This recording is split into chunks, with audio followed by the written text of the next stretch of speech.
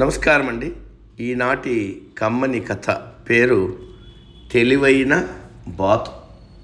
వినిపిస్తున్నది మీ విజయభాస్కర్.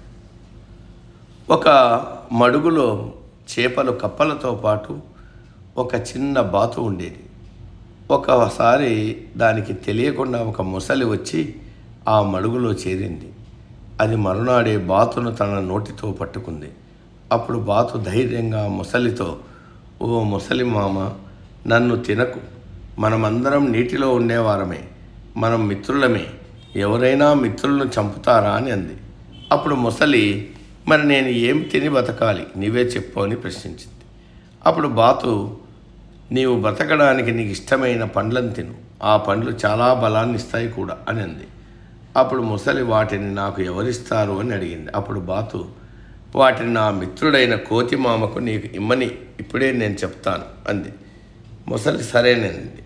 వెంటనే బాతు ఆ మడుగు ఒడ్డున ఉన్న తన మిత్రుడైన కోతిని కొన్ని పండ్లను ముసలికి ఇమ్మని చెప్పింది.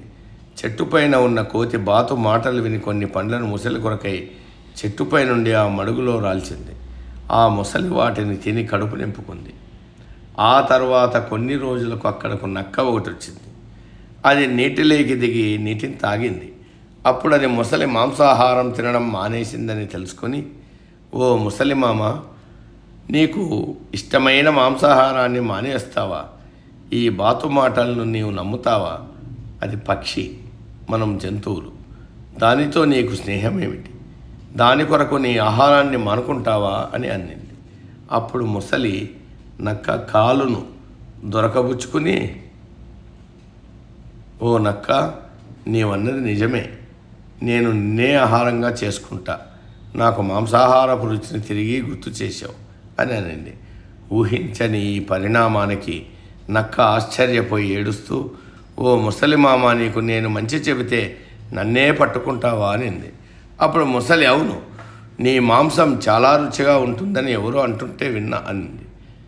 వెంటనే బాతు అందులో కలగజేసుకుని, ఓ ముసలి మామ, ఆ నక్కను వదిలిపెట్టు, అది జిత్తుల మారి, దానికి ఒంటి నిండా విషమే, అందువల్ల ఒకవేళ నీవు దాన్ని తింటే ఆ విషం కూడా నీ రక్తంలో కలిసి ఆ వంకర బుద్ధులే నీకు కలుగుతాయి.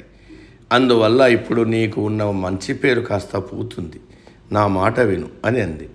ఆ బాతు మాటలు విన్న ముసలి ఆలోచనలో పడి, అవును, నీవన్నట్టు దీనివన్నీ వంకర బుద్ధులే, మంచి చేసిన వారికే ఇది అపకారం చేస్తుంది, అందువల్ల దీని మాటలను నేను నమ్మను, దీనికి బుద్ధి రావాలి అని నేను అలా అన్నాను అని దాన్ని వదిలిపెట్టింది.